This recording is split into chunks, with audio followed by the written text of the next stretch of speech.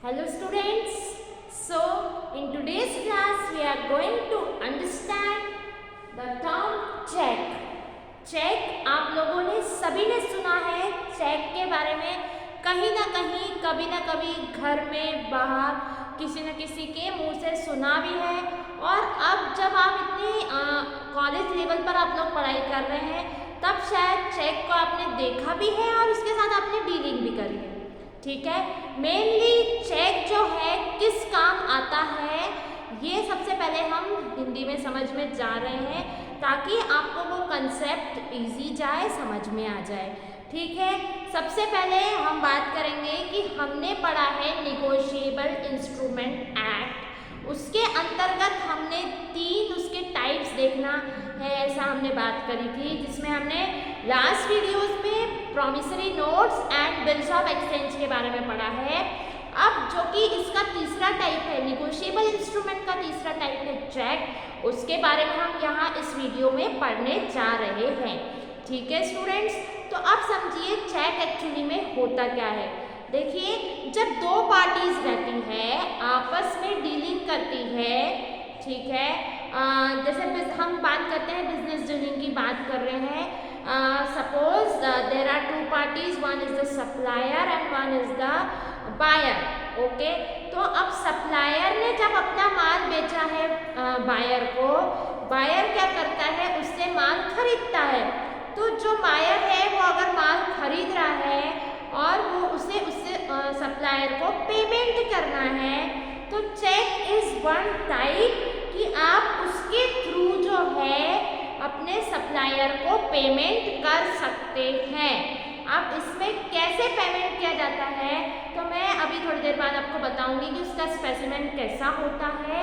ठीक है, तो आप चेक बना करके अपने सप्लायर को दे देते हो और मतलब बैंक के थ्रू आपका ये डीलिंग होता है। चेक बना करके आप अपने सप्लायर को देते हो, उस पर आपके हस्ताक्षर रहते हैं, मतलब कि आप चेक बना रहे हो तो आप ड्रॉयर भी होते हो और चेक बना करके आप सप्लायर को दे रहे हो, मतलब कि आप उसका पेमेंट कर रहे हो तो आप पेई भी होते हो।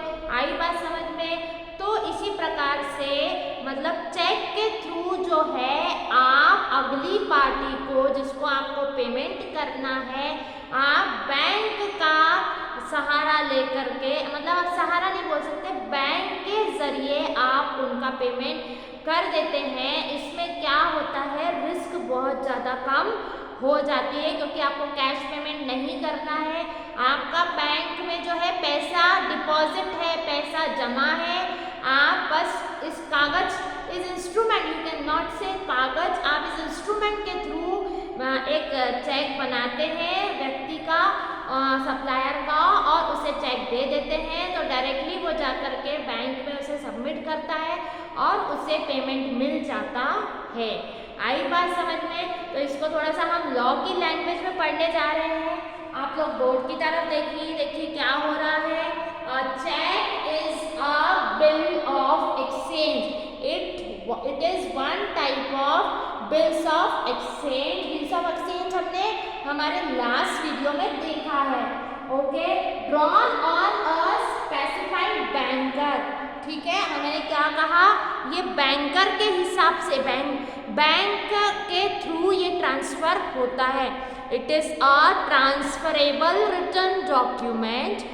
ओके, ये बैंक के थ्रू ट्रांसफर होता है। जैसा कि मैंने कहा, आपका पैसा बैंक में जमा है, अब आप क्या कर रहे हैं, चेक बना करके सप्लायर को दे रहे हैं, तो वहाँ वो आपका पैसा एक चेक के माध्यम से, एक निगोशिएबल इंस्ट्रूमेंट के माध्यम से वो ट्रांसफर अगली पार्टी को हो जाता है।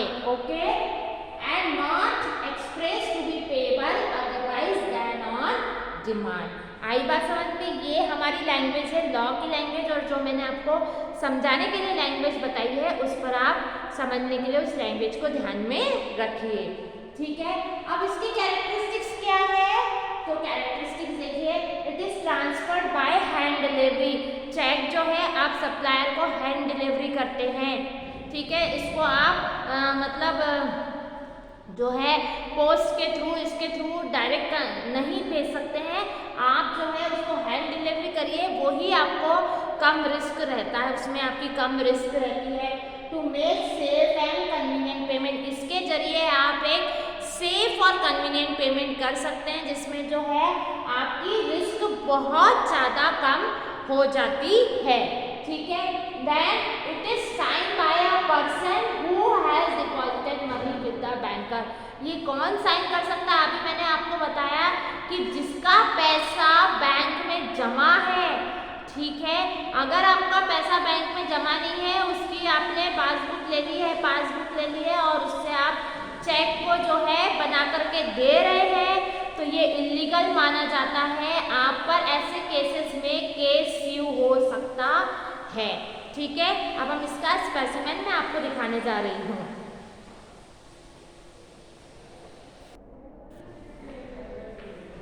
देखिए students, this is a specimen of check, जिसमें कि मतलब ये एक आपको नमूना दिखा रही हूँ मैं, आपका सैंपल चेक बता रही हूँ किस प्रकार से चेक होता है।